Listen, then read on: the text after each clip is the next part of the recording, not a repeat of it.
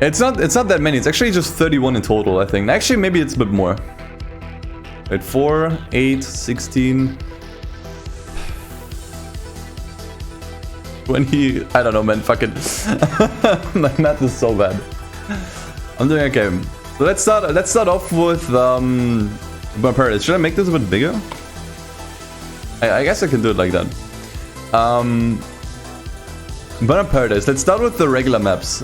37. Yeah, that's what it is. I could have probably added some more, but this was. I feel like those were all the relevant ones. Let's start with Burnout Paradise. Paradise City. I think, honestly, I'm gonna start this off by just triggering a bunch of people. Overrated. Overrated, but still good. It's not a bad map whatsoever, but I feel like people way overrate the map in Paradise. And the problem is not really how the map gets used. Let me actually switch to copyright-free playlist because I don't want this to get claimed on YouTube. There we go. I think the main problem lies actually with how the map gets used. Not really the map itself, but more so how it gets used. The map itself is fine. I think it could use a bit more variety. It looks pretty samey for the most part. Also kind of flat, at least in the city. But just, you know, the duality of having like, you know, the city and then the hills area is kind of nice. You have like a lot of spots in between. And it's actually very, very intricate. It's actually very intricate. Like you have like lots of tiny little spots everywhere that honestly you won't really see until you're like third or fourth playthrough. It does collectibles really well, as in, you know, you have like these billboards and the gates and the jumps. Like those are just great collectibles.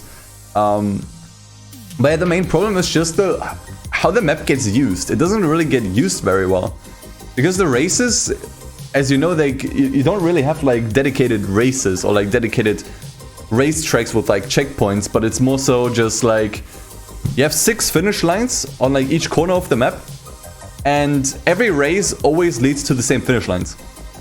Now, while that makes it possible to create like a shit ton of races in like a fairly small amount of time, it just kind of leads to you driving on the same tracks all the time. RF, thanks for the dono. It just kind of leads to you driving on the same tracks all the time. Do I have to skip this?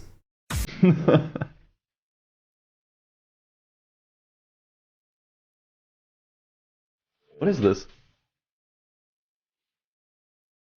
Alright, we're just gonna have to... we're just gonna let that run in the background. I have to probably adjust the volume a little bit. But that's like the main problem with Paradise map. I think the map itself is nice, and I think the map probably is better when you play online. That's also something I would assume. Overall, I'm gonna give this one an A. I think Paradise City is a decent A. If they implemented better races, if they basically, you know, actually did proper races instead of having this like 6 finish lines thing, this could maybe be an S. Another problem with this map that I keep having is whenever an event, mostly the races, lead you towards the hills area in the west. And I want to go back into the city because that's where the events are. I have to drive around the lake all the time. This gets very annoying, and this map certainly suffers from not having a fast travel option because there isn't a direct line between the city and the hills, and that's very problematic. It can sometimes lead to just like empty driving around. Like I can't tell you how often I just wanted to go from the hills back to the city.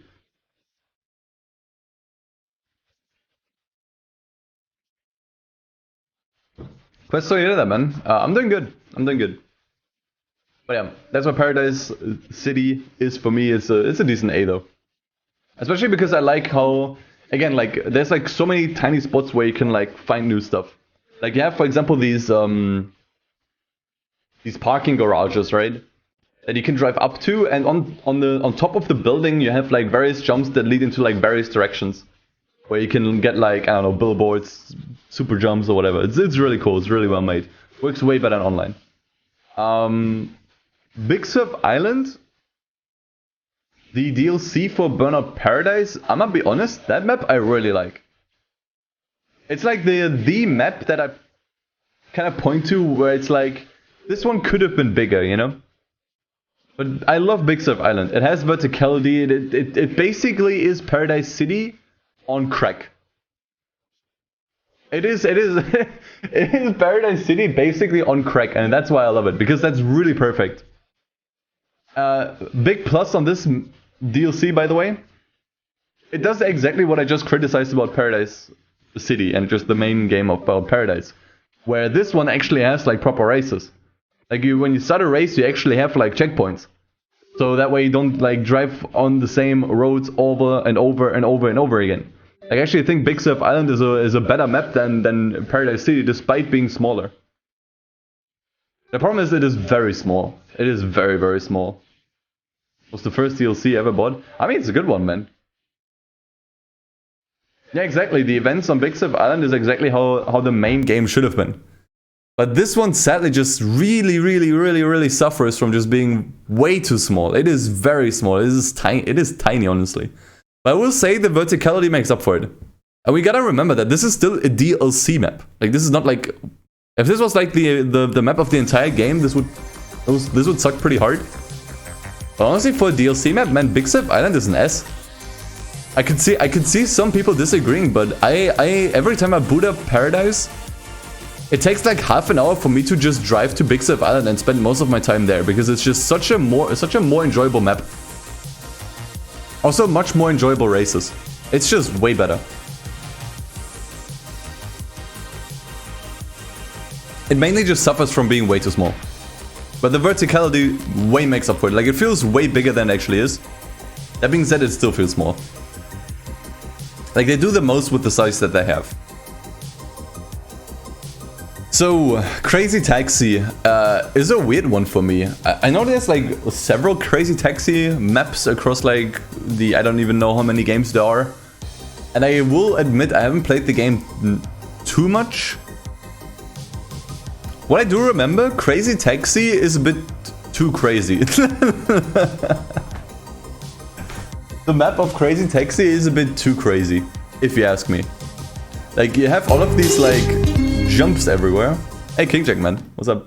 One thing I have been doing while AWOL is playing Persona 5 Royal, and holy shit, that's all I'll say. Also, FH1 is automatic S tier kek. Yeah, we'll get there, we'll get there. But there's two songs going on right now.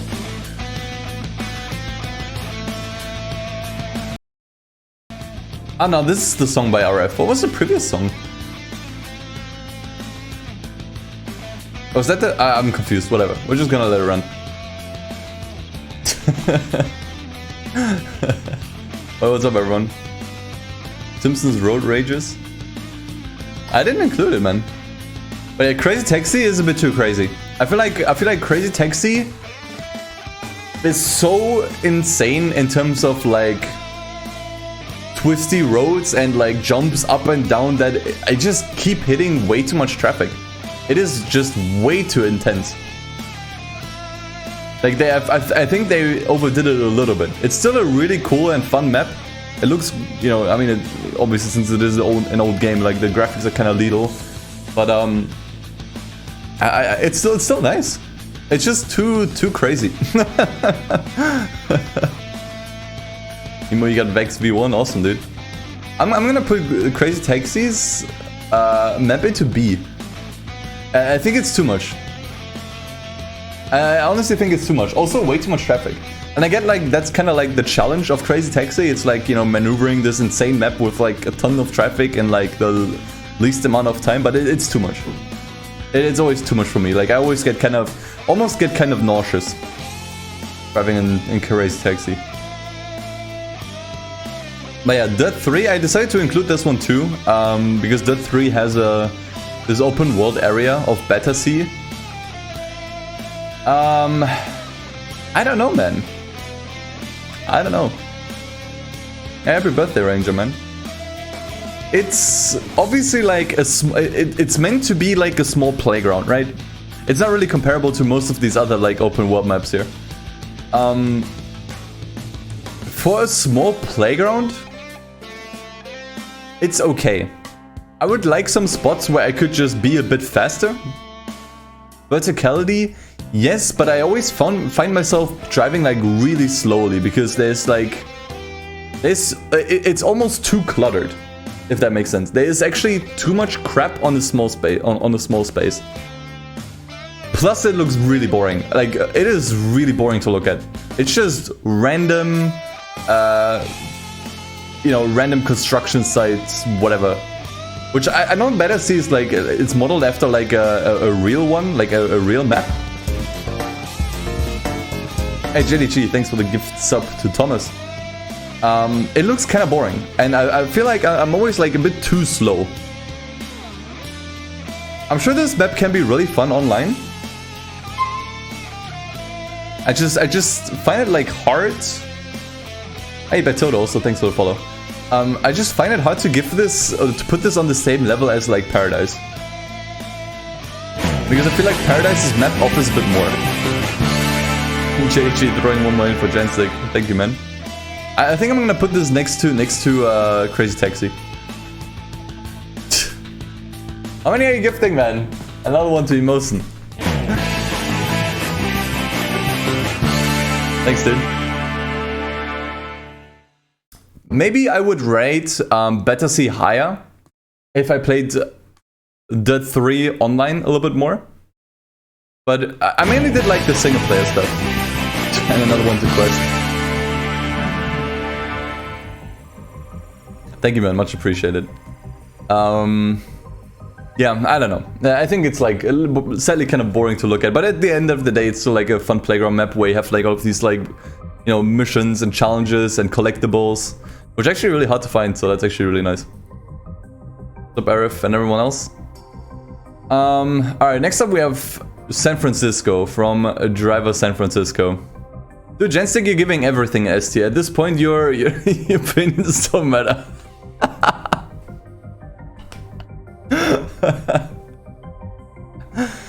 I mean, dude, San Francisco from Driver is amazing. It is amazing. Well, I'm gonna say this. My birthday wish is a chance where I get a steady job and one day, improve my drawing skills where I can get a steady stream of Kamizen-like videos editing. The voice is somehow different. Hey, thanks for the bits, man. Yeah, it's good. It's good. I think the main thing that makes Driver San Francisco's map so good is how alive it feels. Like that's like the biggest strong point I can think of. It feels super alive. Almost too alive. Like, for example, you have like a shit ton of traffic, and the traffic can sometimes get in the way. It can sometimes get in the way when you just want to get somewhere and you just run into traffic over and over. What I also really love is how the game handles like pedestrians. Like a lot of open world games you see here don't have like any pedestrians. And it doesn't make sense because you can just literally do what Driver did and just have pedestrians, and when you try to run over them, they just run out of the way. Worked perfectly. Crew does this too. Does so much for the map. Does so much. And yeah, it's also like really true to like the original, you know, Driver San Francisco, the original San Francisco city. There we go. They have like Lombard Street. You have the bridge which name I just forgot. Super well known, the red one. It's just a great map. If there's like one thing, super vertical, by the way, again, kind of suffers the same fate as a great Crazy Texture, where sometimes I feel like it's too vertical, and you mix that with like the amount of traffic that this game has. Happens very often that you drive over all of these like jumps and bumps like in the middle of the city and just hit traffic. You can't really see it. Yo, Cypher, there it is, man. 100 gifted subs total on the channel. Thank you so much, dude. Much appreciated. Awesome, guys. So many gift subs. I appreciate it a lot. Thank you, guys. But yeah, I think still Driver San Francisco is amazing. JDG. Another single gift sub. Thanks, man. If there's like one thing that I would give Driver San Francisco's map a bit of, you know, it doesn't really have a lot of variety. You have the city and then you have the outskirts. I mean, let's get real here. Like, sure, they are like a little bit different, but the districts are not that distinct from each other. Like, it all just kind of blends into each other. That being said, I will still give Driver San Francisco S tier because of how good it is. Super alive, super nice, and you know, I just like being there, man. Like, I spent hours in Driver San Francisco just driving around like an idiot. Because it's just nice. It's just a good map, good handling, good cars. Like, what else do you want, man? Alright, here comes a bit of a weird one. Because I figured why not include this as well. Euro Truck Simulator 2. Your experience will vary depending on how much money you decide to spend on DLCs. If you just get the base game, the map is okay. If you get all of the DLCs that are currently available, it is amazing. It is massive. It has really nice roads. It has lots of cool things to look at, especially with the DLCs. You gotta just remember, it's not a map made for a racing game, although I kind of play it like a racing game. I just don't give a fuck about like traffic laws or anything really. It's an interesting one. Next DLC for ETS2 is Russia. Oh man, that's that's gonna be nice. I think we should rate ETS2 with the DLC, which is weird because I don't actually have all the DLC. I actually just have the base game, and just with the base game I would probably give this map a B. With the DLC, honestly, maybe even S, dude. I mean, what does ETS2's map? What is it missing? Because you gotta remember, like, ETS is a driving simulator. It's not a racing game, it's more of a driving simulator. I think the map, it works really well for a driving simulator. No Spain or Portugal? Did they add this in the DLC? No loopings. Cities are too small. I mean, fair. But it's like, it's still massive. Like, you gotta remember what this map is trying to achieve. It's like, it's trying to cover the whole of Europe. You can't make every city like, you know. I mean, like, dude, for a driving game, this is an S tier map, man, honestly. Especially because you can make it even better with something like pro mods, right? It's insane. Like, for driving, for just the driving experience, like, you can spend hours just exploring the map. Like, actually hours. It's insane. Horizon 1, I mean, this is not even like, come on. Yeah, I know you can't really go off-road everywhere. Dude, I don't give a fuck, man. I don't give a fuck. This is actually, like, I don't give a shit, dude. Oh yeah, but there's barriers everywhere. You can't do off-road like in Horizon 2, 3, 5. I don't give a shit. I'm gonna be honest here. I don't give a shit. I don't feel like it like made my experience any worse that I couldn't drive everywhere on every single off-road. The roads that are there are so nice. The track design is super nice. Lots of variety. Like you can you know, the Horizon Festival itself is probably the best thing any racing game map has ever seen. Like just the Horizon Festival in the middle. Probably my absolute favorite part of any racing game map. And then you have the city in the northwest, you know, you have like in the east, I don't even remember, you have this like massive bridge there. Then in the south you have like the red rocks where you can just like drive up to the canyons, and then when you're up there you can like look over the entire map and you can see the festival in the far distance somewhere. Especially at night you can just like see like tons of lights coming from it. It is insanely good. It is so good. People still play this game partially because of the map. That's how good it is. Actually, let me move them a bit, maybe. There we go. Insanely good map. Sure, the coming Horizon games, you know, they improved on like the drive anywhere, but I didn't need it for Horizon 1. Honestly, I didn't need it. Hey Ollie, thanks for the 12 months. Full year. Lots of full years, man. Damn area was great, and then there was like so much to do in the map as well. Like just driving around, like finding all these billboards, finding these wrecks. You know, it's just like, dude, like just driving around in this game is so fun. Also because of the soundtrack. You emulate Horizon 1, the emulation is shit, but that's how good the game is that you'll resort to emulating even though it's buggy. Yeah, man, it's just good, man. One of the best maps ever made. Let's get real here. And then we go on to Horizon 2, and I think Horizon 2 is the game where I think opinions just vary wildly. Lots of people love the map in Horizon 2, but I just think in direct comparison, the only thing Horizon 2 does better in comparison to Horizon 1 is that you can drive almost anywhere. There's still a lot of spots where there's like walls stopping you, but like a few things about Horizon 2 that bothered me. Sure, it has its nice spots. Like I love the coast area, absolutely love it. Festival area took a massive hit. Variety is still kind of there, but it still looks more samey than Horizon 1's map. And yeah, I don't know, man. I just like, it looked pretty, but the prettiness, it kind of wore off after some time, at least for me. Yeah, let's not talk about the 360 version. Hey Pirat, thanks for the follow, appreciate it. Hey, and Night with the resub. I don't know, what do you guys think? What would you give Horizon 2's map? Let's not talk about Storm Island yet.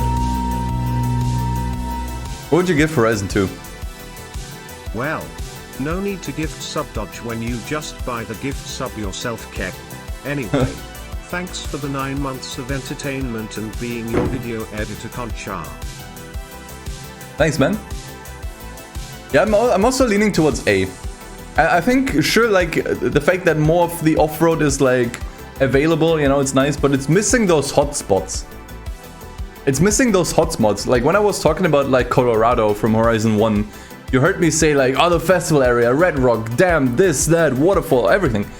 The only thing I can really think of with Horizon 2 is, like, the coast. And sure, there is more. I know there's also, like, a massive bridge somewhere. I know there was, like, this castle area. But that's just, it just doesn't hit me as much, man. Nice Italy, France area. South Mediterranean, A tier. For me, it's an A tier. It's still a good map. Absolutely. Still a good map, but it's just like, it's just not on the same level. Also has like no elevation.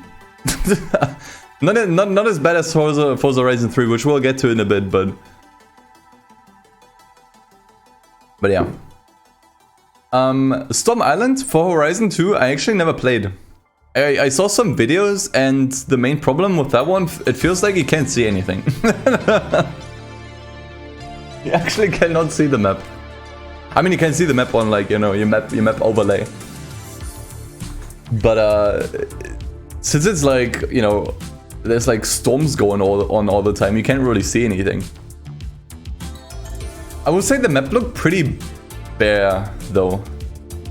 Like, from what I mean, it's kind of like unfair for me to rate this if I haven't actually played the expansion, but from the videos that I watched, it looks boring.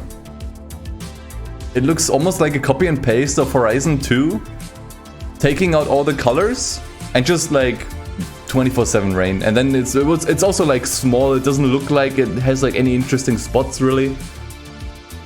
I think Storm Island is a B. It's not horrible.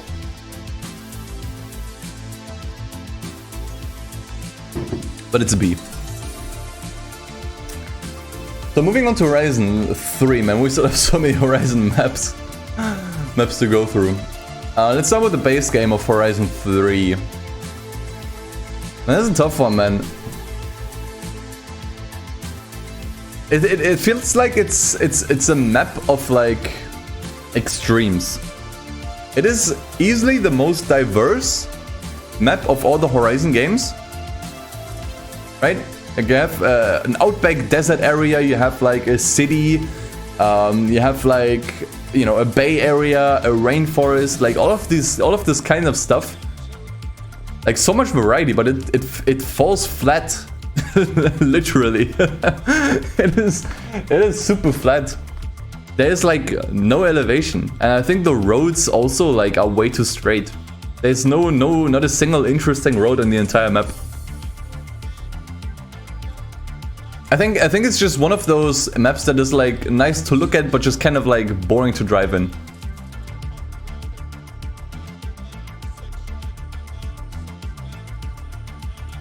Australian Outback can only change elevation so much. I mean, I personally don't really care. They can go like ham with these maps and just be more imaginative. I personally don't care. I don't know, man. I think the variety saves it. I'm gonna be honest, I think the variety kind of saves it. The variety is what kept me from being bored. The fact that you can also like off-road through the rainforest, you can drive on the beach, for example, was like the first time you could like drive on actually on the beach and drive like into the water if you wanted to. Miabout, thanks for the follow, appreciate it. I think it's what saves it. I think I would honestly put this on the same level as Horizon 2. In fact, I actually think Horizon 2 offers even less. But I don't think Horizon 2 offers that little that it needs to be put into B tier. I think they're both A. They're both good maps. They just have like certain things that, or they're just missing certain things.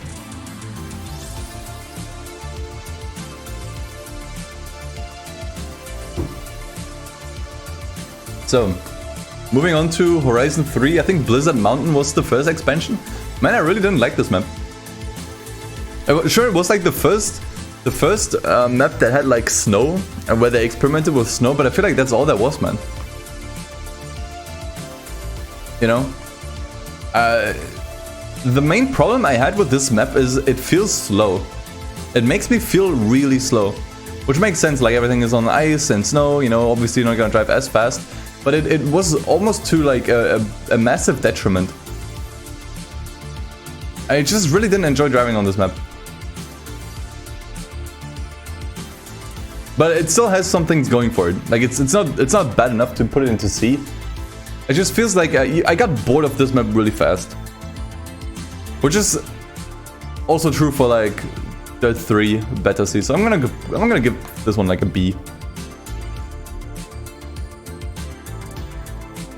I'm gonna give this one a B. I think it's okay. You know, they want to experiment with some snow, and I think they use the snow in like creative ways. They have like a frozen lake and like this massive mountain where you can also like drive down to, which is probably the most exciting part about this DLC. That's just kind of where it ends. Good for rally, yeah, it's probably, but it's like if it's only good for rally, then it's just kind of like, yeah. Horizon 3 Hot Wheels. I still need to play that one. It looks really cool though. Anything you guys didn't like, to the people in here that played the Hot Wheels expansion, anything about it you didn't like?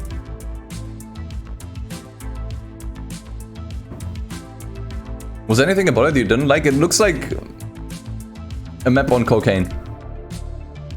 You liked everything as fun as heck. It looks really fun. It looks really, really good. And I think, you know, one of the reasons why people praise the Hot Wheels expansion so much is partially because of the map. So I think it deserves an S tier. I think this map is just as good as the Big Sif Island map. Like they're both very similar, where they basically just take the base game and then just put the game onto a map that is like cocaine. It's like a video game cocaine. And it's amazing. Let's put that one into S. There's actually a lot of good maps. I'm just starting to realize how many good maps there are there. We don't have anything in COD tier yet.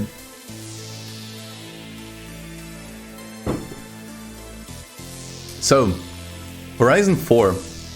Start with the base game. And then we're actually through with the Horizon games.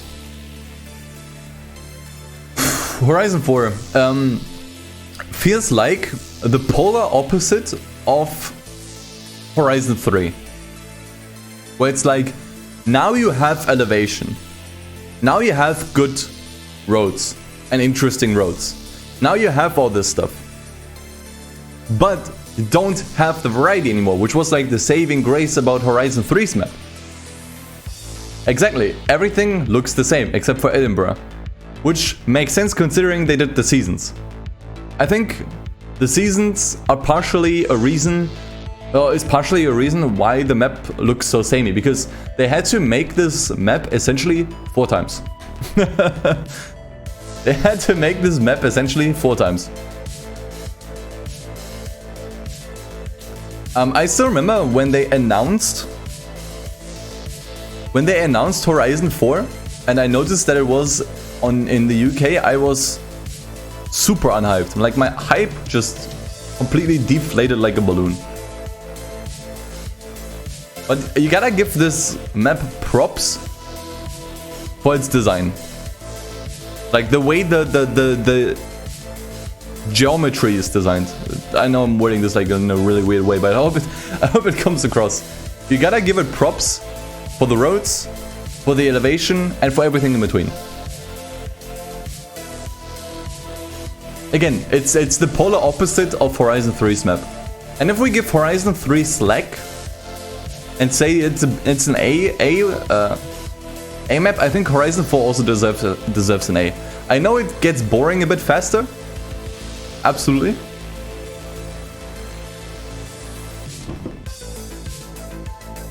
I know it gets boring, but then you wait for a week, the season changes, and then it's not as boring anymore.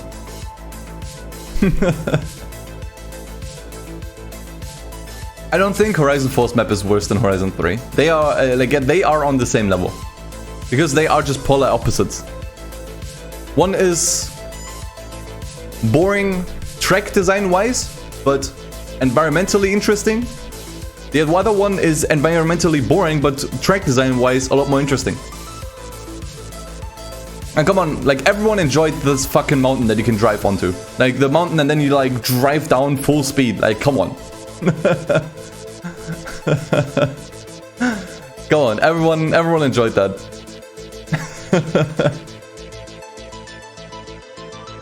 And I will say one thing, like, I enjoyed racing in Horizon 4 more. I think that's where it becomes most apparent. Okay, let me boil this down like really easily. In Horizon 3, I enjoyed driving. In Horizon 4, I enjoyed racing.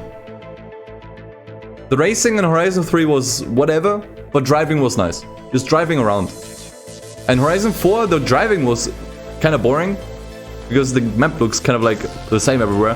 But the racing was a lot more interesting, because the roads were actually more interesting. There was like more elevation, more verticality, everything. So again, like, they're polar opposites, and I think since they kind of deserve the same standing. And dude, like, the seasons thing was nice. Like, I'm gonna be honest, like, I know there's a lot of people that ended up not enjoying the seasons as much. I really enjoyed that. It was really cool. Kept things fresh. I just wish you could have some more control over it, you know?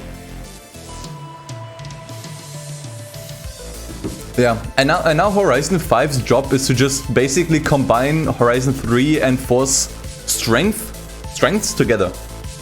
Like, the strengths of both maps, if you can combine those together, you got ST material. That's the job Horizon 5 has. It needs to take the variety of Horizon 3 with the design of Horizon 4. And then you got a good map.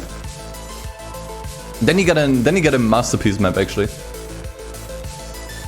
So we're gonna see. And I also feel like I wanna leave like some space downwards. Like, I would not put Horizon 4's map on the same level as fucking Battersea from Dirt 3. I mean, come on. That's just not fair. So moving on to Fortune Island, Horizon 4. You know a map is mediocre when people come back to the map for only one single road. I mean, does anyone actually go back to this map if not for drifting? There was another cool road. It was like kind of on the outside. I think it was in the north. Where you just kind of like driving. It was like an off-road road that is kind of like going around the cliffside and is like super, super tight. I like that one more actually. But people mainly just go back to this one because of the one road in the middle and ignore the rest. I can't say that's something good. If there's only one road that players care about on the entire map, I think it's fair to put this into B tier. Yeah, Northern Lights were cool though. I agree. It's kind of boring. Let's get real. What's up, Mikutaku?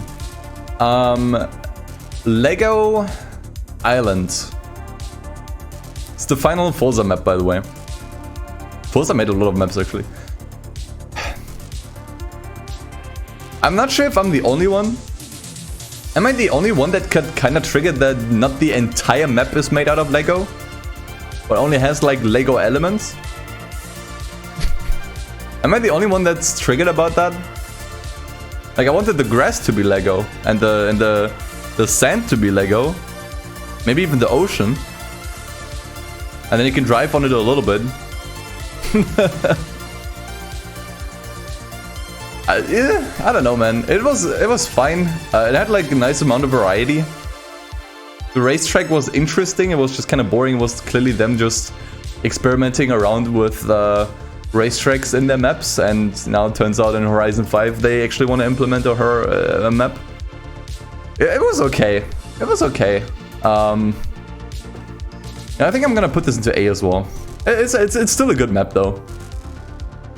Like, if my main complaint is that not the entire map is made out of Lego, that kind of shows that I don't actually have like any issues with this map. Like, there isn't like any like massive faults with this map. Like, there's nothing in this map that is like, you know, like where I'm like, oh man, this sucks.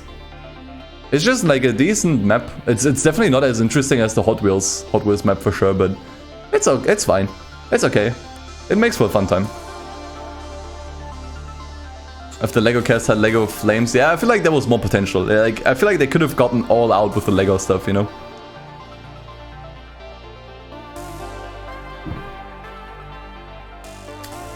Racetrack wasn't used enough. Yeah, kind of. Moving on to fuel. Man, what do I even say about fuel, dude? It's easily the biggest map in any racing game, but that's really it. Should I give this props for being big? And ignore that it's like kind of boring and just like really uninteresting to look at, and that it's mostly empty? Like, there's nothing there. Like, if we're talking about dead maps, dude, fuel is on top of it, dude.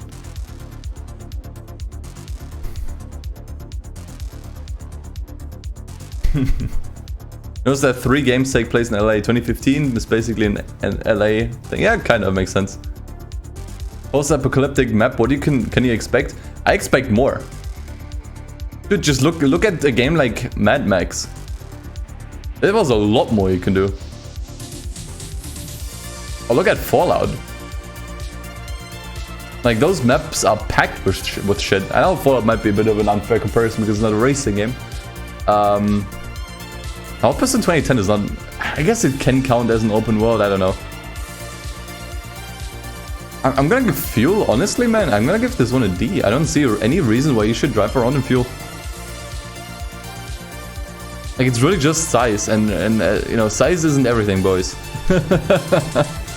Size is really not everything. It's boring.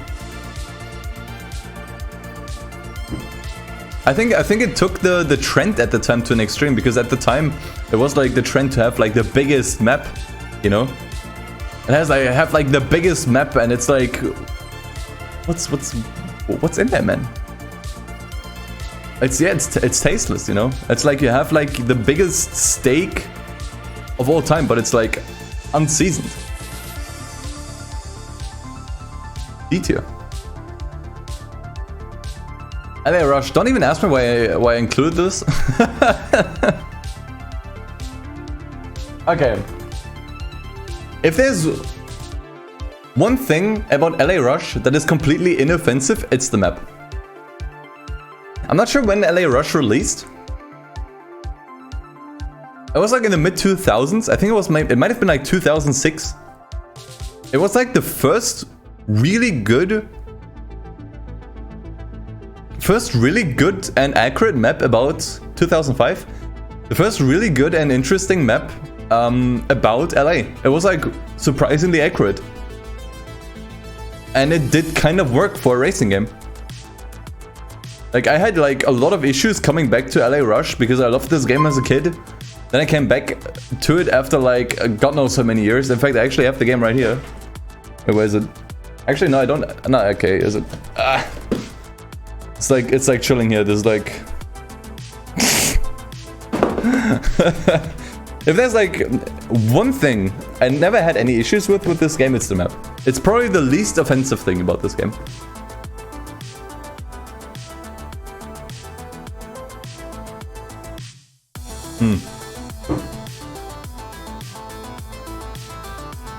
It's actually surprisingly good. It feels like the map designers were the only ones at LA Rush that were actually talented.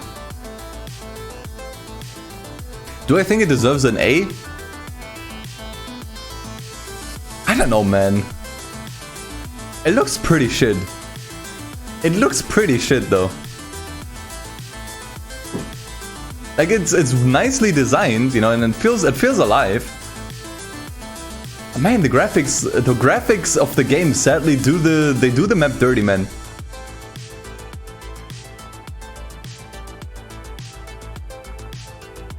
If there was a B+, I would give it a B+. I don't think it's A-. Like, God no, there's no way in good conscience that I could put this on the same level as like these Forza games.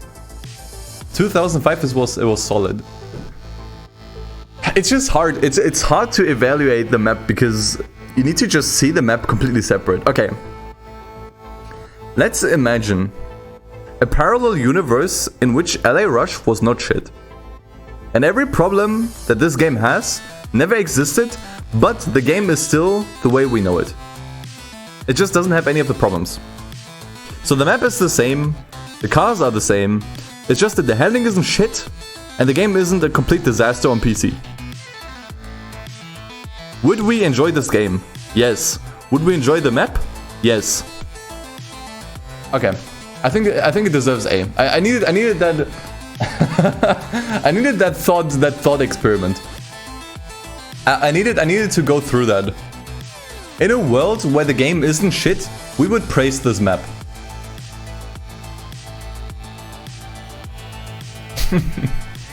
It still is like kind of flat. But it has variety, you know, you have like the different districts, it feels alive. It's pretty accurate for 2005. Like the map designers were really genuinely the only ones that did their job really well. Mix Up Island separate from Burnout Paradise? I mean, it's in the map, but I decided to rank these separately anyways.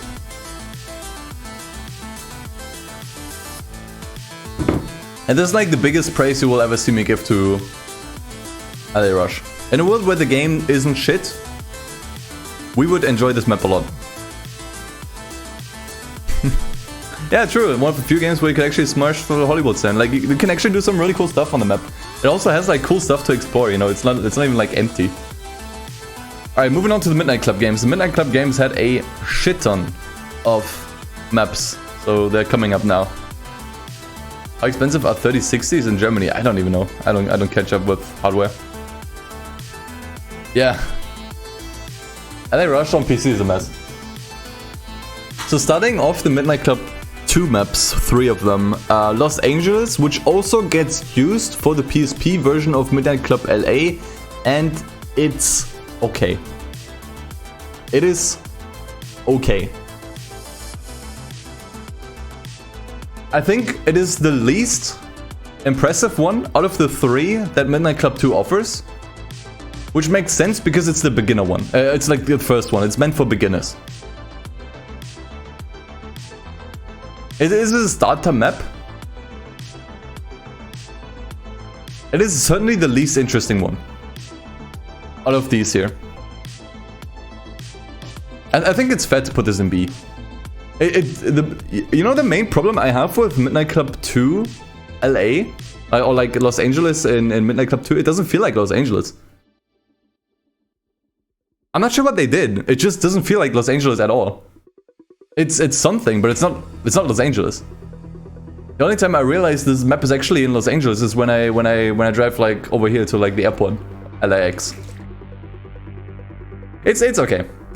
It's an inoffensive map. It's okay.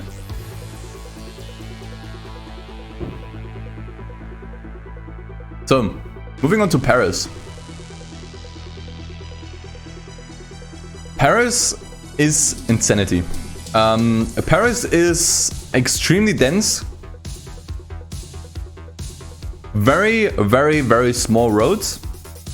And you will... This is where you will start pulling your hair out if you play Midnight Club 2 for the first time. This is where you will start pulling your hair out. Has some really cool spots where you can like just jump over entire buildings and get like really high up and then jump down from somewhere. It's certainly more interesting than LA. It offers a lot more interesting spots. But I feel like it is a bit too cluttered. But I have a hard time putting Paris in the same categories as Los Angeles. I think it deserves an A rank. I think Paris is pretty good. Yeah, traffic is a nightmare in Paris. But I feel like having too much traffic isn't really the map's fault. Well, maybe it is, I don't know.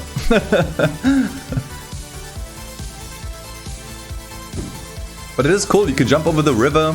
You can, like, there was this one spot where you can, like, go really high up and then jump down from, like, a building somewhere. It has, like, good stuff going for it, man. It's exciting to just, like, explore, honestly. Tokyo. If you give Tokyo anything less than A, it's because you suck at the game. That's how it is. That's how it is. If you give Tokyo less than an A, it's because you suck and you don't understand the map. you didn't bother to learn it and you got your ass kicked. And I know that because that was me. That was me for the longest time. Like when I played Midnight Club 2 for the first time, I was like, and I reached Tokyo, I was like, man, this map sucks ass. This map really sucks ass. I hate this map. It is so convoluted. It is horrible. But then as you play, you know, you understand that the point is that you really need to learn this map. You really need to master this map. You need to learn this map as if it was like the you know, your own backyard. The game really kicks your ass if you don't know this map.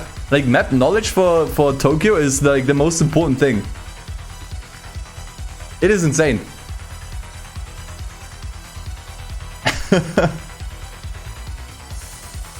It's good. I'm not sure if it's good, if it's better than Paris. I think it is. But I'm not sure if I could give this an S rank. Wouldn't you say the same thing for Paris? Yeah, but Paris is kind of like not on the same level though. Paris is nowhere near as convoluted as Tokyo. Tokyo is a maze, man. Paris is still a little bit more straightforward. The main problem again with Paris is just that it's like too cluttered with traffic cars and some of the roads are just too small for their own good. Tokyo feels fine. Tokyo has none of these issues in my opinion. It's just like, you will not know your way around Tokyo until you're like several hours in. And when you do, it's really satisfying. And that's like the thing. Like, Tokyo is something that you need to master, and once you master the map, it becomes really satisfying to kick the opponent's ass. Like, I'm like, you know, now I know where to go, now I know the shortcuts, now I know this, I need to go, I know I need to go there, and that's when this gets like really satisfying. That's when it gets like really satisfying, when you like really learn the map. I feel like this is what makes Tokyo like different than all of these other maps here. This kind of feels like a Pandora's box that you need to like slowly uncover and study almost. And once you have studied it and you can beat the opponents, you're like, you don't just feel skilled, but you also feel smart, you know? It's incredibly rewarding to master Tokyo, and that's why I'm gonna give this an S tier rank. Mastering this map is some of the most... Honestly, it makes you feel powerful. It makes you feel powerful. Great map. So moving on to the Midnight Club 3 maps. I will say, Midnight Club 3, generally speaking, suffers a bit from having all these 3 maps be way too similar. Like LA, Paris and Tokyo were like completely distinctively different in Midnight Club 2. Midnight Club 3 is just like, hey, let's pick 3 random American cities. Yeah, exactly, like Tokyo you really need to study, man. Starting with San Diego, I don't know, man. It's hard for me to rank these maps in Midnight Club 3. I think the maps were never a strength of Midnight Club 3. I love Midnight Club 3. I think I gave it an S tier in the racing game ranking, but the maps were not the reason why I gave these games an S tier. That being said, the maps are good. They're just not like exciting. They have exciting spots, but for the most part, it's just kind of like they serve their purpose, and that's kind of it. It. And it's hard for me to rank San Diego, honestly. I do have some thoughts about Atlanta and Detroit. For San Diego, I'm drawing a blank. Yeah. Midnight Club 3 also at Tokyo. Yeah, I don't know, man. For San Diego, I'm just drawing a blank. I think it's like a completely average map. It doesn't really have like any like cool or interesting spots that I can remember. Maybe the beach, maybe the fun fair. It's B, man. If I'm just drawing a blank on your map, I think you probably deserve the B tier. Yeah, no, like Midnight Club 3 Tokyo is a little bit different, but yeah. So Atlanta I thought was a bit more interesting, but still like not that interesting. I don't know, man. I feel like the Midnight Club 3 maps are all B tier, man. What do you guys think? I just don't think they are in any way impressive. They have like cool spots where you can do like massive jumps. Actually, Atlanta has some of these spots. I think I'm gonna give Atlanta at least an A. I don't know, man. I played these games so much. I played Midnight Club 3 like 3 times to the end, but I have like no thoughts on the maps. Yeah, they're certainly challenging.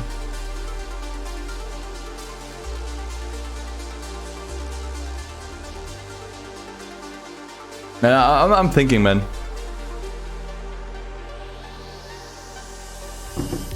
Detroit and Atlanta is the definition of pain. You know, the pain in these games mostly comes from your car just bouncing off traffic cars and walls way too much. That's one thing that I noticed. It's not really the maps, it's more how your car reacts to collisions in Midnight Club 3.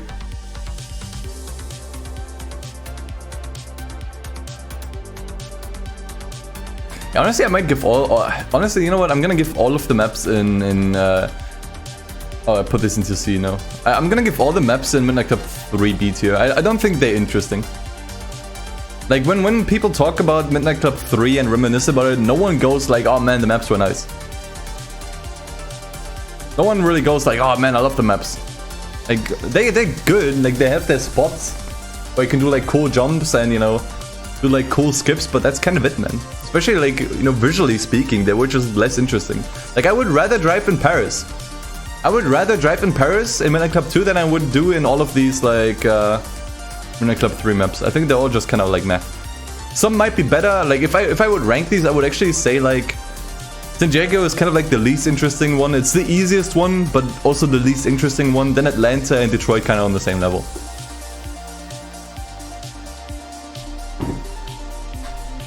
Snow is hella annoying in Detroit though. I don't know, it's all B tier, man. They're not. They're not really interesting. Midnight Club LA. Problem is, I didn't actually play this game all that much. Because when I played it, or shortly after I started playing it, my Xbox 360 broke.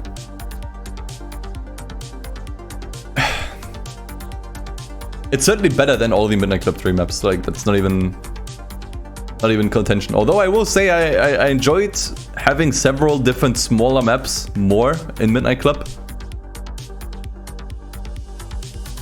I mean, bro, if we give LA Rush an A tier, man, at least Midnight Club LA at least deserves A tier as well. Let's get real here. We cannot put this under LA Rush. It's at least as good, considering like the time it was released in.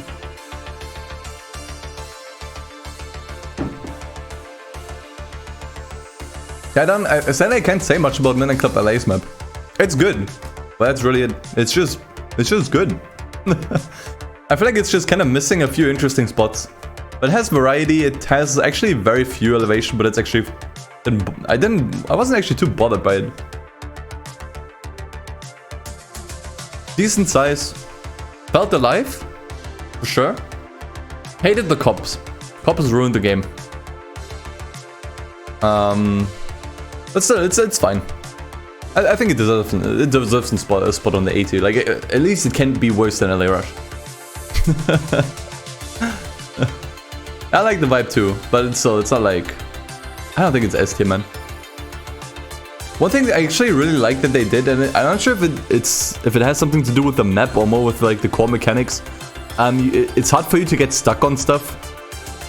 Like when you like ram a tree, you just kind of like go past it despite like hitting it head on. I actually really enjoyed that. So moving on to the Need for Speed games, we have quite a few here. 8 in total, I think. No, actually 9 in total. Starting with Underground 2, the first one. The first open world map for a Need for Speed game, and I can totally see how some people give this one an S tier. I think this map mainly suffered from just it's the same case for Burnout Paradise. The fact you can't fast travel anywhere, and the game repeatedly drops you off in these like random spots on one end of the map, and then you need to go to the other end of the map, and it takes you like 3 minutes just to get there. The map doesn't respect your time. The map does not respect your time. Or the game overall, whatever. With fast travel, maybe this could have been S tier. Maybe this could have been S tier with fast travel, but as it is,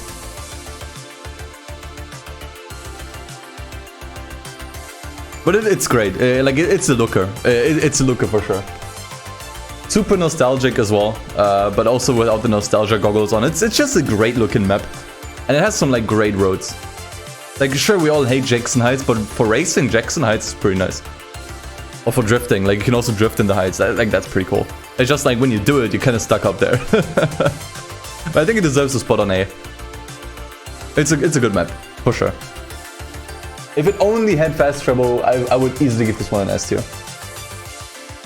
Feels alive enough, especially with like all of the other races driving around. Like, I feel like people never mentioned this, but that's so cool actually. And you have like other races driving around. It adds so much.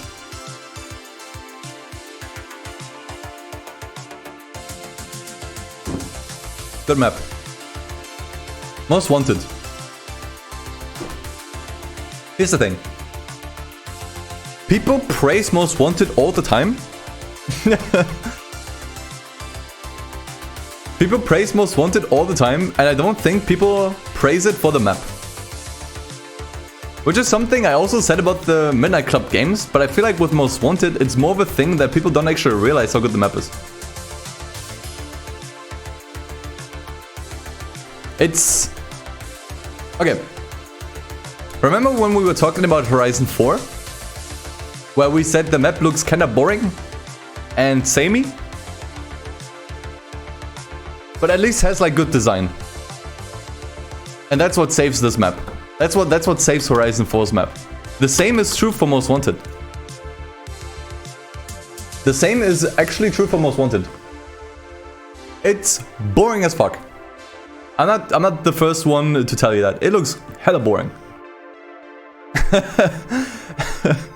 Like, sure, you have like 3 districts, like you have like the downtown area and Rosewood and Camden Beach, and honestly, like they are distinct enough. I feel like they are like different enough. But the design is what makes this cool. Like the races are so much fun because the map, you can really tell, is like made for racing.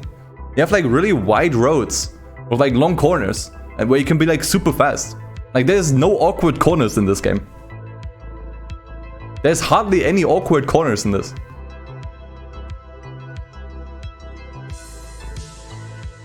Like the map is boring to look at, but part of what makes the racing and Most Wanted so effective is the map design. Or like the track design, I guess I should rather say.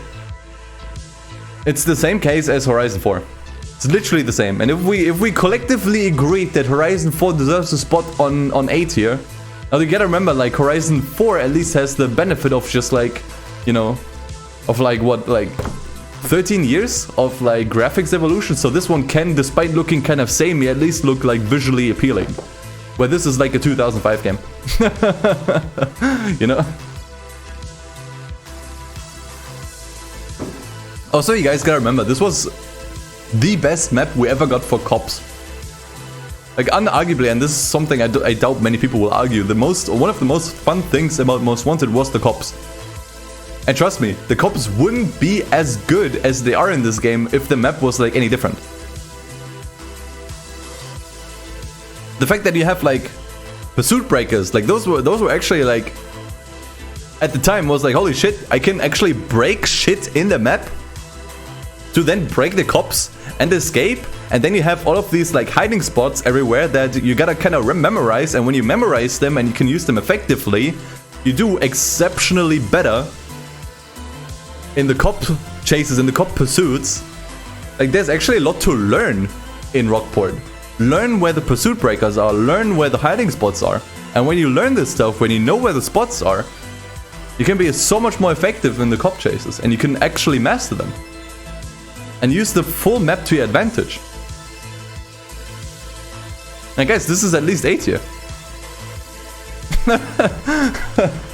I know it's boring to look at, but there's so much more going on that I don't think most of you realize. It's great for racing. The roads are actually made with races in mind and fast cars in mind.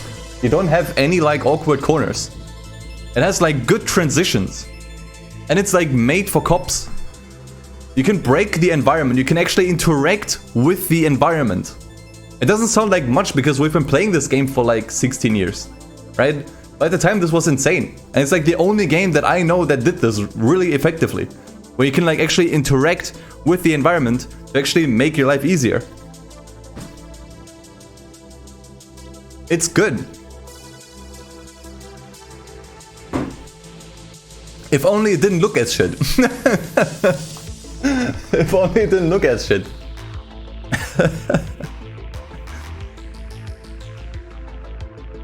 Now, I certainly remember getting bored of Rockport back when I played the game. But the more I played the game, and the more I started to realize, hey, there was actually a lot of thought put into this map. There was actually a lot of thought put into where to put pursuit breakers, where to put hiding spots, you know. Because when we get to Undercover, I'll bring this up again. And then maybe you'll understand.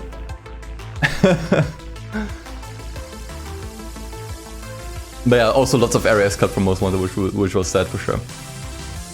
Moving on to Carbon.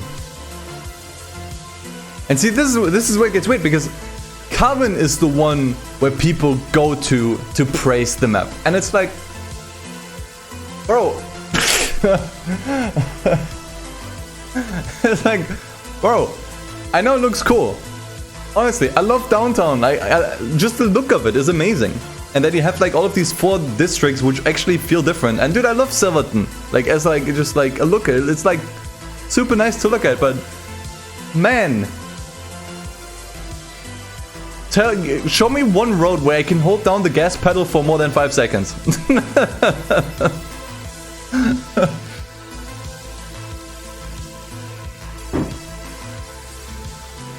Here's what I'll also say. Carbon has like no elevation. The highway. Yeah, but when do you use the highway? None of the races go over the highway.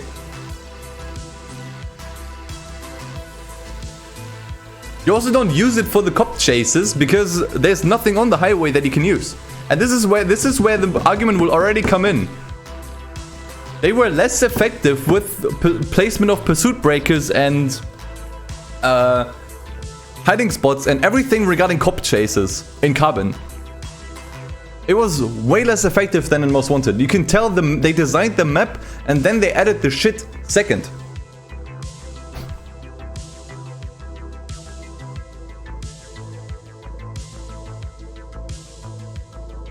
Yeah, the highway is underused. Lots of areas in this game are completely underused. It's hard, man. Like I know a lot of people swear on this map, and honestly, like as a kid, I also enjoyed this map more than Rockbot. But the more I played these games, and the older I grew, the more I realized that Most Wanted's map actually had a lot more thought put into this. Again, the way the roads are designed, how fast you can go through the races, you know, how nice every single race flows. How well the cop chases work because of the pursuit breaker placement, because of the hiding spot placement. And it's just not as effective in Carbon anymore. It's just simply not as effective anymore. I don't know, man. Does it deserve B? I'm not sure. Okay, you know what? Fuck this. Moving Most Wanted to S, putting Carbon into A.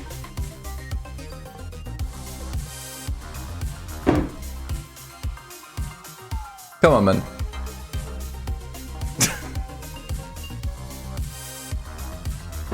Come on, man. I can't in good conscience say that Carbon's map is better than Most Wanted. I can't.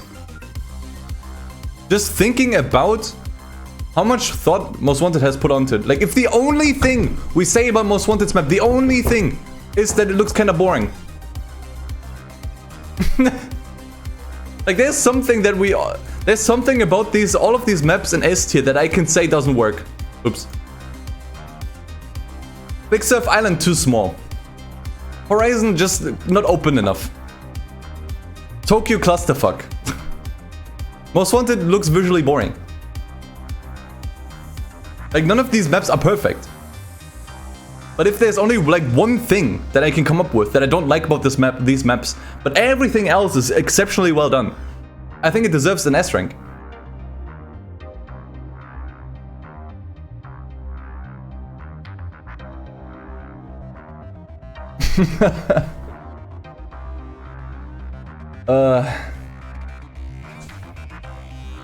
The same argument can be used for Forza Horizon 4. Okay, then let's go through it then. Let's go through Horizon 4 one more time.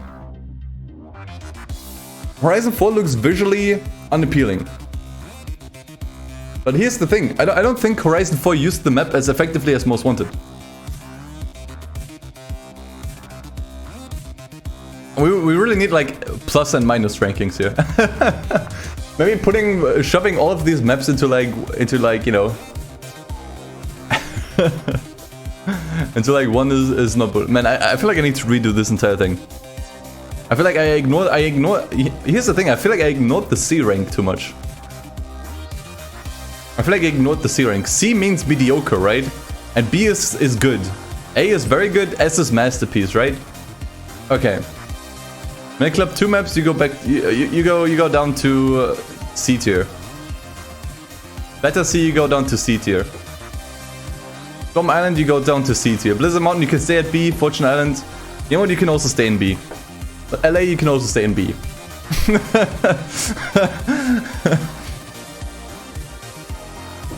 If C is mediocre and D is bad, these are mediocre.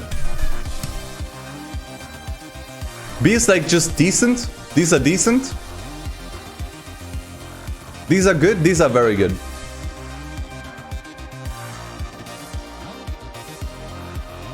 I mean, I can't with good conscience put Carbon and Most Wanted on the same level. B for Carbon, A for Most Wanted. See, that makes a lot more sense in my head. Now it's starting to make a bit more sense in my head.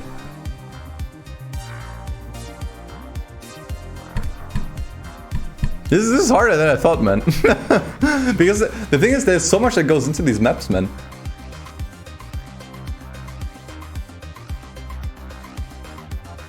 Okay. Let's look at Most Wanted in S. Would I rather be in Rockport than in Rival San Francisco? No. Would I rather be in Rockport than in Colorado? No. Would I rather be in Rockport than in Hot Wheels? No. Would I rather be in Rockport than in Tokyo? No. Would I rather be in Big... No. Okay. That doesn't deserve S. And honestly, maybe they do need to be in the same category.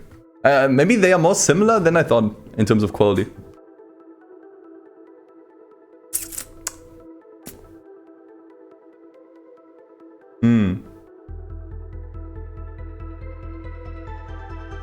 You know what? Maybe it's the same case as Horizon 3 and 4. Maybe it's the same case here. I mean, Horizon 3, visually appealing, track design-wise, boring. Or not as good. I'm gonna say the same for Carbon. Yes, the canyons are cool. But canyons I'm not counting as part of the map. But Carbon doesn't use its map as effectively as Most Wanted. Period.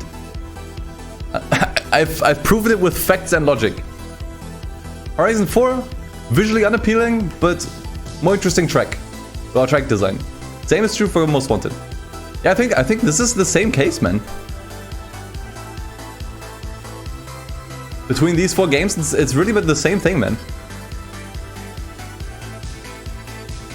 Yeah, exactly. Like, they both complement each other's flaws, and I feel like the perfect map would be between those two.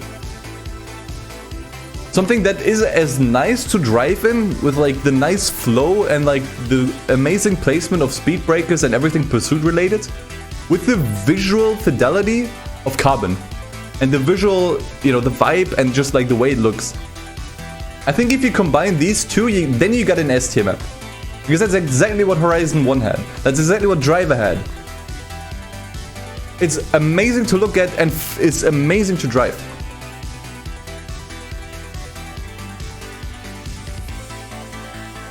I think we finally figured it out, guys. I think we finally figured it out. I definitely learned something today.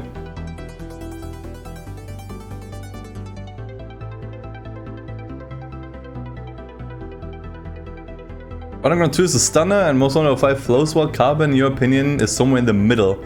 More exciting to look at than Cockport, but more flowing than Underground 2.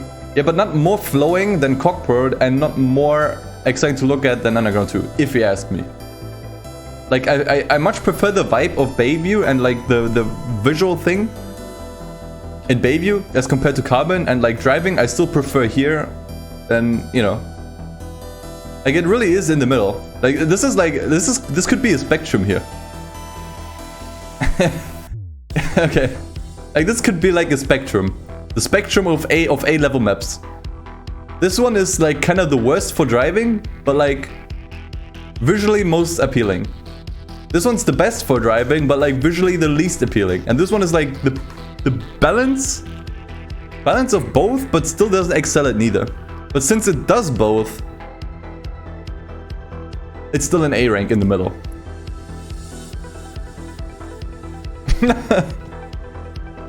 Does everyone agree? Did we come to like a decent consensus? I think we did. I'm perfectly happy with that. I really had to go through this, man. I really had to go through this, and like just kind of like I certainly feel like I learned something.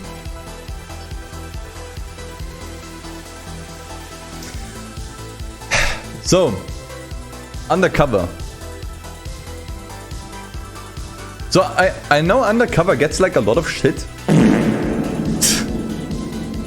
I know Undercover gets a lot of shit. I think one thing the game doesn't get enough shit for is the map.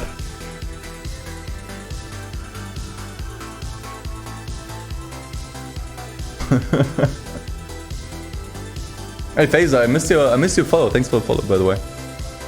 One thing the game doesn't get enough shit for is the map. I feel like the map is not, it's definitely not the worst thing about the game, and it's probably also not like on the same level as like, you know, the other shit that this game gets wrong. I still think it's like a super weak map.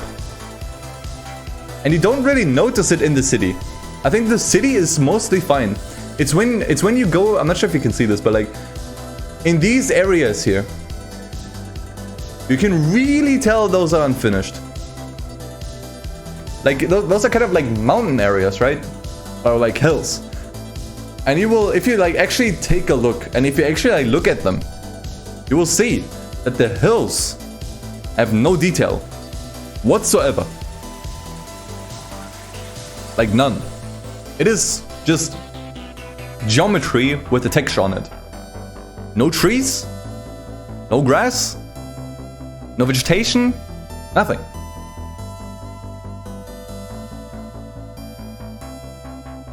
Like the map is really not good. And then you have like these awkward connections here, like...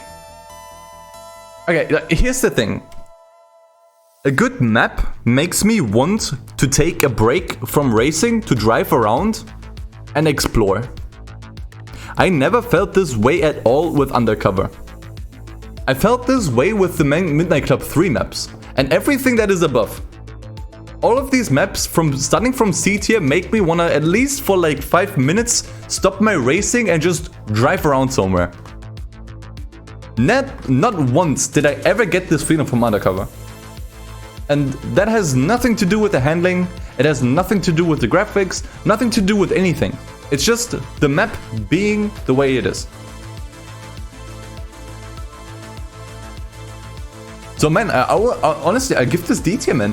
Like, it serves no purpose. This game could have been on closed tracks and it probably would have been better. Honestly, like if Undercover was not an open, it probably would have been better if it was an open world game.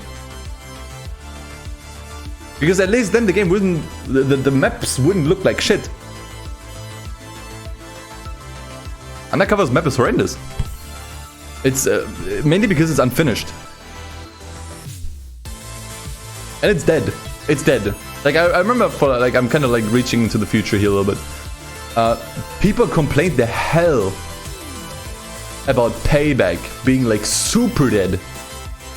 Dude, Undercover is like, you see maybe like one traffic car every 2 minutes.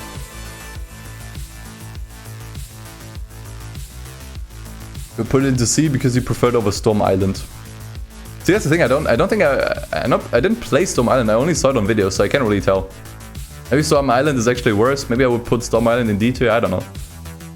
But I will say I just have a hard time imagining that even the worst DLC map of Horizon is worse than Undercover. Like the city is okay, but it's dead. It's a dead city. It feels dead. And then you have like the other half of the map, the entire other 50% that is like even worse.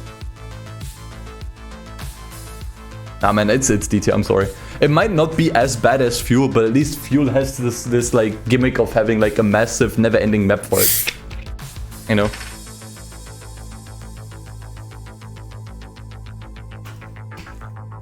Nah man, I can't say this map is mediocre. That would be an insult. The map is bad because it's unfinished. Like it is like, that's just how it is, guys. Look around. You will see there is geometry missing. There is detail missing. Undercover has city vibes. I don't care, man. So many of these do. And they do it better. Okay. Let's just leave it there. Most Wanted 2012. Okay, so by now most of you know that I have like really strong feelings about Most Wanted, and I will say the map is probably one of the least offensive things about Most Wanted 2012. I think the map in Most Wanted 2012 is actually perfectly fine. I had many issues with this game, and I give this game a lot more shit than most people. But the map is one thing where I'll have to say, you know what? It's fine. Yeah, it had two things going for it. I'm not sure what MAP is. I guess multiplayer. MP and MP and map. Okay, I see.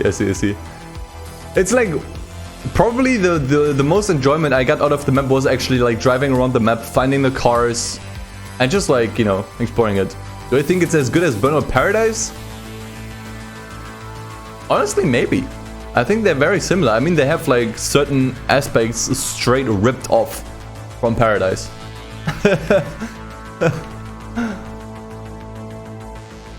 I think it's good. I think it's a good map. I feel like Most Wanted's map is like one of the only parts where you can tell they actually tried. Which makes sense because in the initial concept for Most Wanted 2012, you know, it was supposed to be like an actual sequel, and it's probably where, you know, most of the time went into. I feel like some of the roads can be a bit awkward, but I still like how there's like plenty of jumps, you know, plenty of cool stuff you can do. You can drive on top of like the railroad tracks for like a little while, which again, like all of this you can do in Paradise, but it's still a good map. It's probably like one of the only redeeming factors of Most Wanted 2012 is that the map is actually kind of nice. Doesn't have a lot of variety, but then again, so does Horizon 4.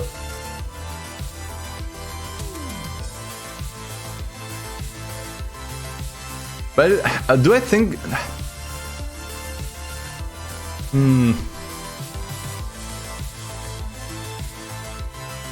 Should I really put Most Wanted 2012's map on the same level as Paradise?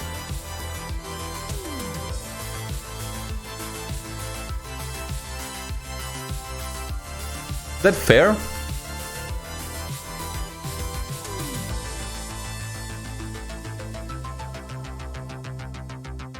Let's poll this. I think there's split opinions.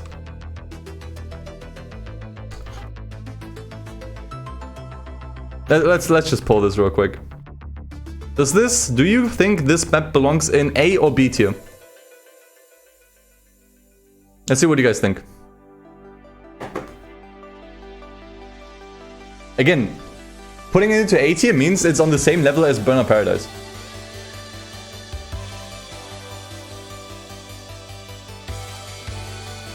Given how Criterion's DNA is over both BP and MW12, they are very similar, man. It's just like...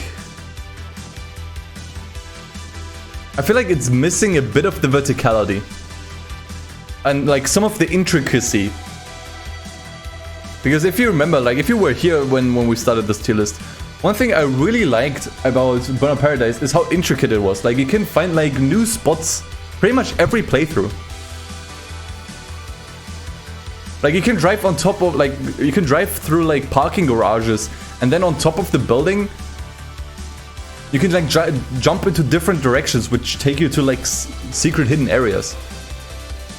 I think it would be more fair to put this into B tier. It's certainly close. It's a very close A. But I feel like it's just missing some of the intricacy and some of the, like, you know, cool stuff that Paradise had.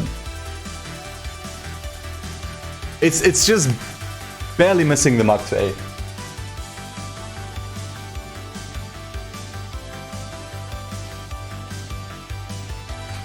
It's just barely missing the mark.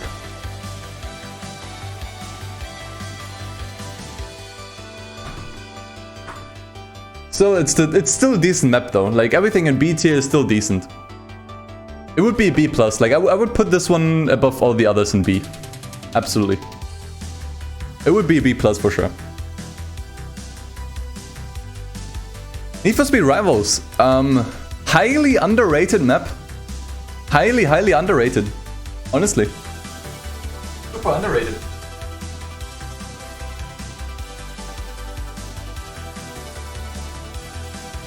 What's the name? Redfield? Oh, Redview. Redfield is from Resident Evil. Redview County has more going for it than most people, I think, realize. It feels very alive. With leaves blowing through the wind, you have cop chases like passing by you, or just generally races. It has like lots of variety. Like you have like desert area, forest area, snow area. Sure, the transitions are a bit rough. Some nice jumps, elevation. I think the main problem with Rivals, it doesn't really have any memorable stop bots, you know? It doesn't really have like anything memorable. Like it has on paper everything. But it's just kind of like missing something that makes it memorable. You know? I guess that's the problem. Is it a bit small? Perhaps.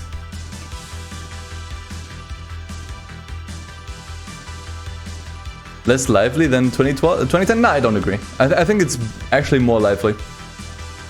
I think there's more going on in Rivals than in opposite 2010. Hey Julian, thanks for the follow.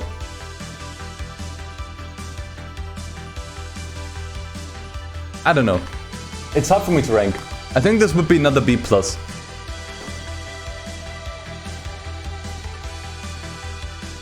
I think this would be another B+. Maybe even A-.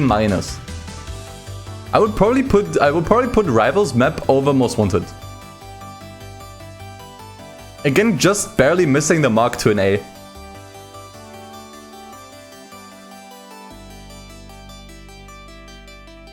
But it's good. It's a good map. I think one of the good points about Rivals for me always was the map.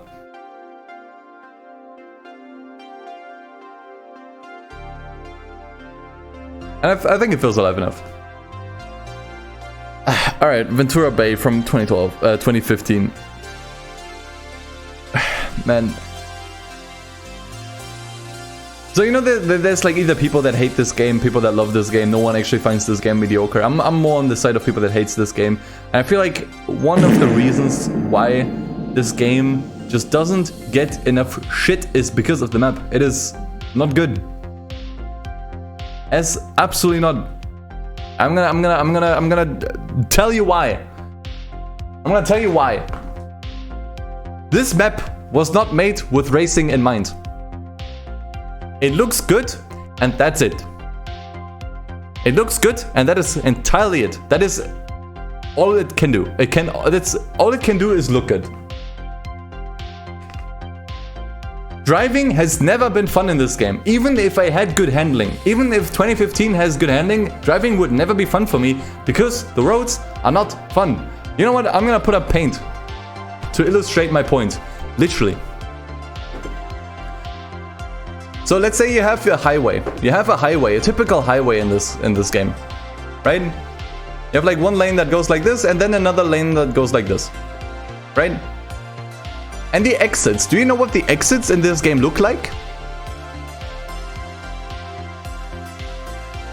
Like this. This is how exits in Most Wanted highway exits in Most Wanted Need for Speed 2015 look like. They are this tiny and this sharp that it is impossible for you to slow down after this like long highway. You need to slow down for ages and then make this like really awkward turn around this like tiny as fuck highway exit. That's how thin it's in real life. Yeah, but that doesn't mean it needs to be like this in a game. This is a video game, man. If we want to make this like real life, dude, we would also have to put like a bunch of trees everywhere. Have fun crashing against those. Oh wait, those are also in the game. Sure, like you have like a road. You have like a road, and then you have like trees everywhere. Like this will all kill you. Going on the sidewalk will kill you. Even for a second.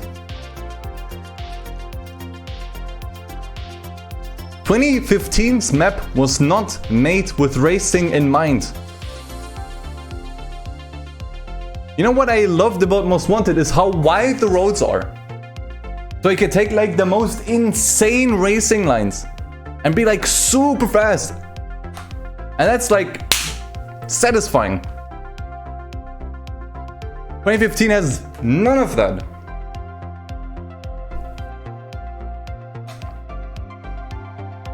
D tier. If all a map can do is look good, it's D tier. Even if this game had Most Wanted handling, I would still not enjoy this. And tell me like one spot that stands out. Like even if we take like even if we take like looks into consideration, right? And this is getting way too bright.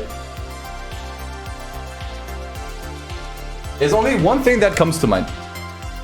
And it's the hills area. And you know what? The hills area is actually okay. That supermarket, I don't even know what that is. The port area, fine. Still looks just like the rest of the game.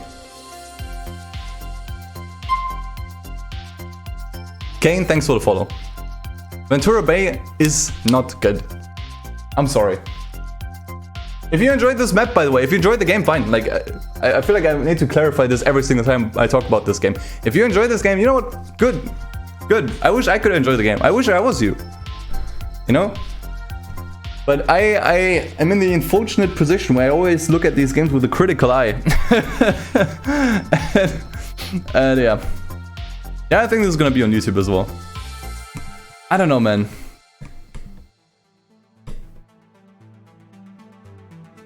It's like, it's you know, I don't know. I just, yeah, I think I've said enough. Moving on to Payback.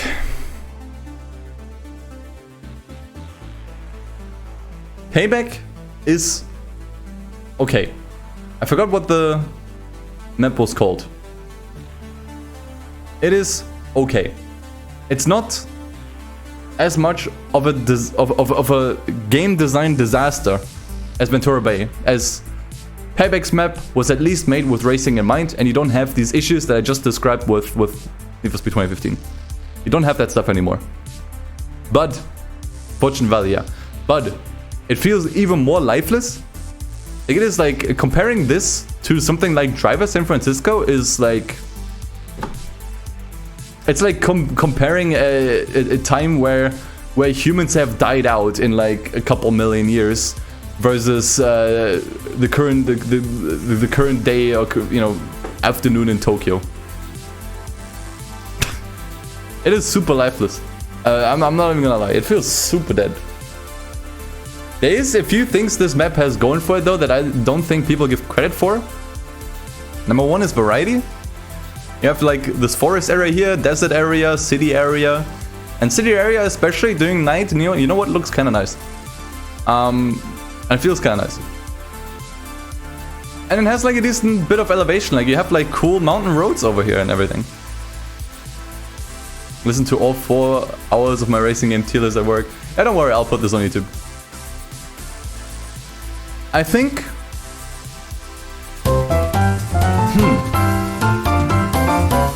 Hey, and came with the Prime sub follow-up. Thank you so much, dude. Appreciate it. I think it is okay. Cops aren't available in free roam. That's kind of bad, yeah. Generally, I feel like the open world in this game was kind of shoehorned in. That being said, I feel like... Okay, another massive issue is like transitions between like, you know, districts is just like... super flat, empty desert. It's like the most boring thing you can think of. I think it's an okay map, man. I think it's okay. And I think okay maps we've already established belong into the C tier. I think it's okay. It's not as bad. I think a lot of people would put Payback into D tier because it's so dead, but it's like, the map actually has more going for it than you think.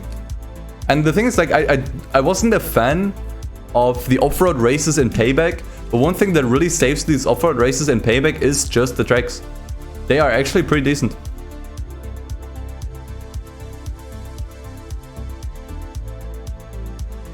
I'm gonna have to give Payback a replay at some point. It's been like 4 years since I played it.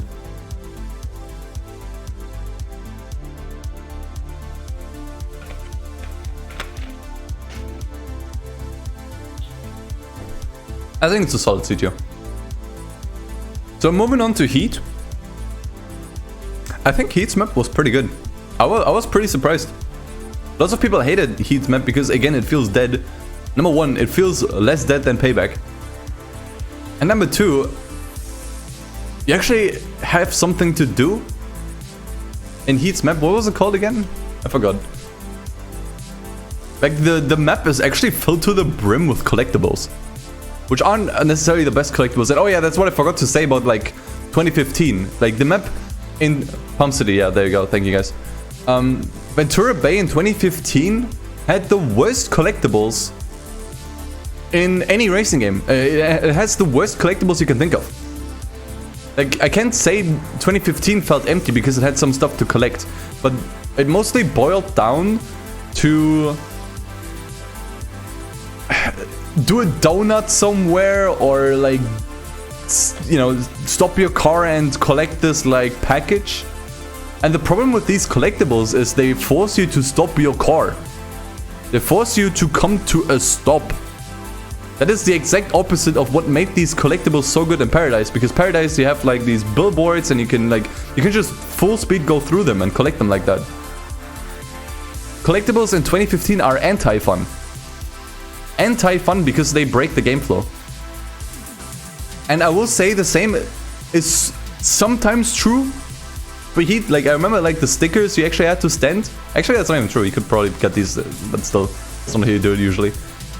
But it was like filled to the brim with like actually fun collectibles, and then I really enjoyed getting those collectibles because they actually gave you substantial stuff. Because like at certain thresholds you got like new customization stuff, and if you collect everything from like a certain set, you get like a car that you wouldn't get anywhere, in any other way. Like I feel like this game kind of nailed how collectibles should work in an open world racing game. It wasn't perfect, but like the way it rewarded you for like actually exploring the map was amazing. And it made so much fun just cruising around the map and finding everything. I know there's Eden Shores. Heat's map used every space for collectibles and races. Yeah, absolutely. It really made full use of the map. Like you can really tell they put a lot of love into this map. Does it mean this map is perfect? Absolutely not. Again, as we established, it's still kind of dead. It doesn't really look as good. Like there's certain spots that look pretty shit. I definitely still remember the Minecraft bushes. And it looks kind of samey. It looks kind of samey everywhere. It does have some cool roads though. Some roads are really amazing, and you can really tell they designed the map with like racetracks in mind. And you know, just generally driving, although you know it's not always gonna be like visually pleasing, is a lot of fun. It's still a lot of fun. I think honestly, Heat. I'm gonna give this A. I think it's better than Rivals and Most Wanted. I'd say I had a lot of fun with the open world in Heat. I think it was decent. Absolutely.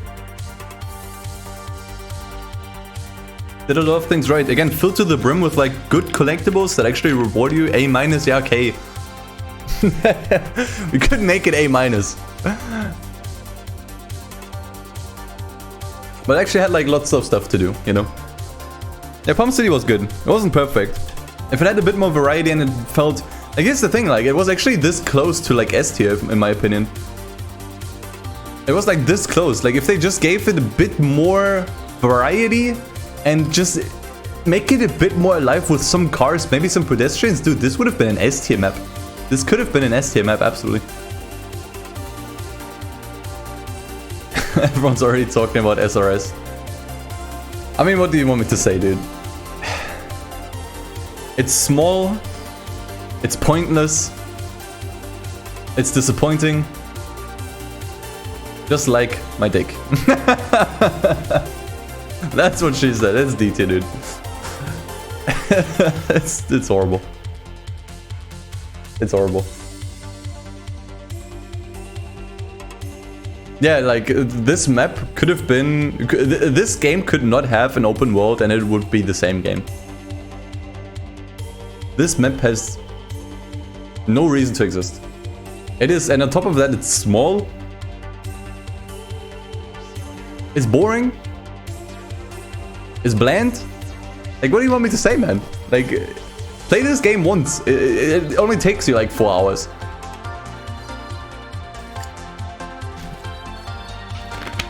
Terrible. And here come the big boys. Here come the big chunky boys. Actually, the big three. Let's start. You know what? Let's start with TDU1 and Oahu or Hawaii, however you wanna call it. It's good. I'm just trying to think how good it is.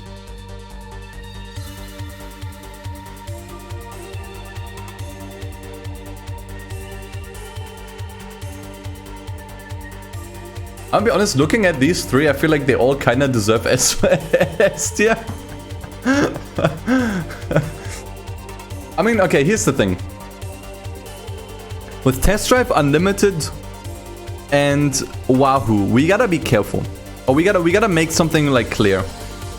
Are we talking about this map the way it was in TDU1? Or are we talking about this map the way it was in TDU2? Because it was substantially different in TDU2. They added so many roads, especially off-road stuff, in TDU2. Because in TDU1, effectively, the map isn't like... It's really only the coast area. Like, the entire middle might as well not exist. It's still massive, for sure. I will say some of the roads in TDU1 kind of piss me off. I will say some of the roads in TDU1 kind of piss me off. They were way overdone. It's the same problem that I described about where was it? Crazy Taxi, where it's so twisty and so much elevation that it's like hard to see traffic. And then you pack that in with missions that require you to not take damage, and it's a recipe for disaster.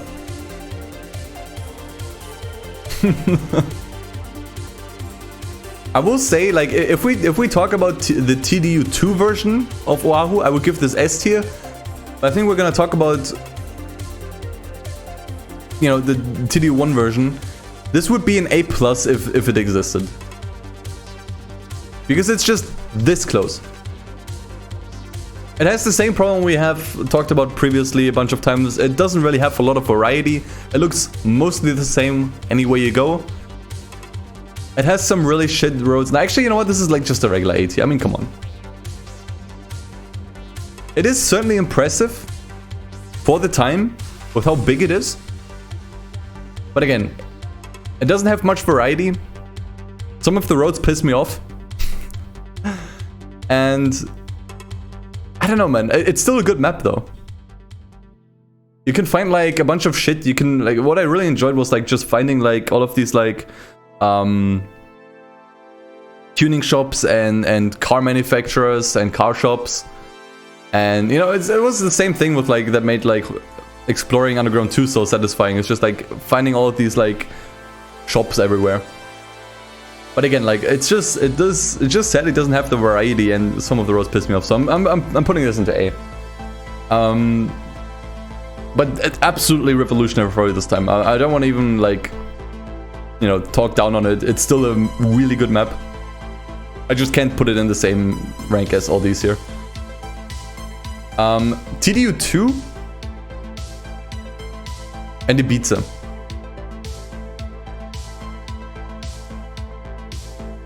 I will put my hand in the fire and say I actually enjoyed Ibiza more than Oahu. I'm not sure how many of you guys would agree. I know it's smaller, but it's also more detailed. It does have more variety, but still not really a lot of variety. But still has everything. It basically has everything that we liked about Oahu's map. And improves some things. Most things actually, but just isn't as big. I really, really, really like Ibiza. And a Tokyo Drift map. I actually forgot about it.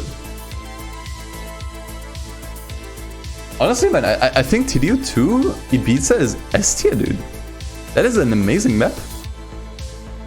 It's just really good. Every time I'm there, I just find myself just wanting to drive around everywhere. And like when I play, this was like one of my first PC racing games. Like I played it way back in like 2012, 2013. Dude, I spent so much time just driving around, just finding like the car wrecks, finding the car shops, and just like, you know, finding buildings, just doing stuff, you know? It's just great. What's up, Tomo? I really like Ibiza. I would certainly say it's better than Wahoo. And then we come back, or well, we have arrived at the final map here, The Crew. Here's the thing.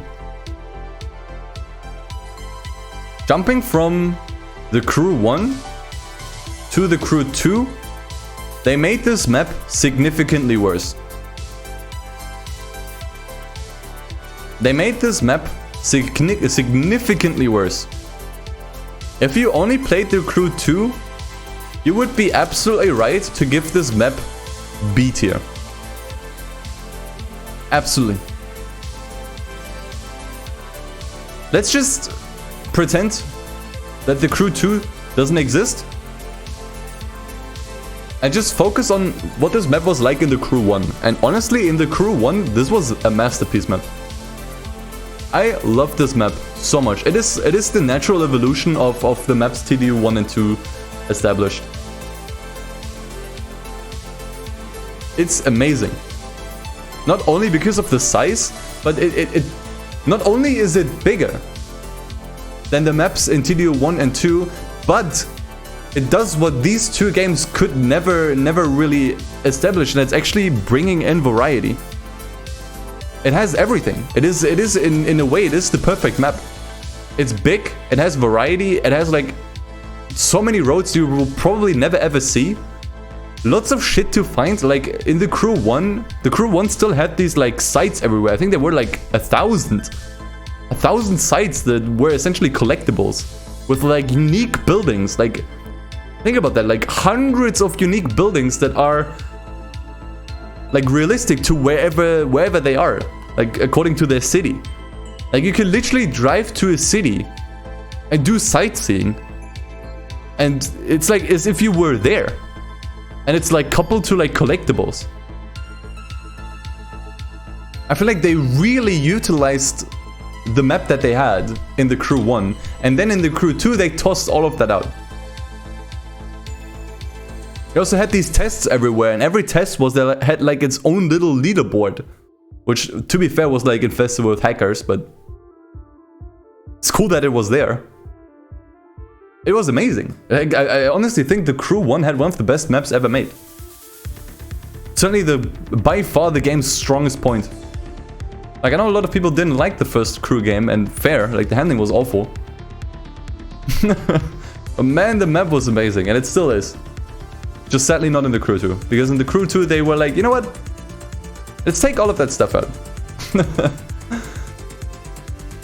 But if we just judge it based on the Crew 1, man, it's good. Yeah, honestly, like the Crew 1 is also like the perfect cruising game, because you can find unique buildings everywhere. And again, like this map is massive. It is massive. Full speed, on full speed with fast car, it will take you probably like 20 to 30 minutes to drive from one end to the next without making mistakes. And within that, you have like so many unique buildings, so much unique stuff to uncover. It's great.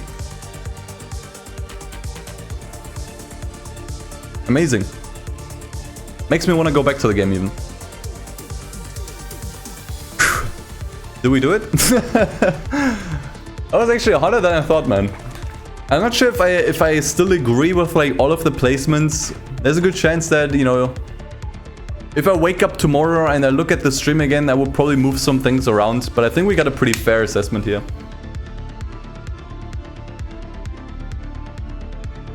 Certainly more good maps than there are bad maps, and that's a good thing. Wait, what's your favorite map? Let me know, what's your favorite map? Personally, I will honestly say Horizon 1. I know I just said that the Crew 1 is probably like the penultimate racing game open world, because it just has everything. But man, you can't beat the atmosphere of Horizon 1. You just can't. It's just a map that I can always, or like a game that I can always go back to, even in like 10 years, 20 years, 30 years. But the Crew 1 is really good. The Crew 1 map is great. TDU 2, Ibiza is great. again, like, I like Tokyo in Midnight Club 2 because it's essentially like Pandora's box that you need to study. Driver is also good. And those are all amazing maps.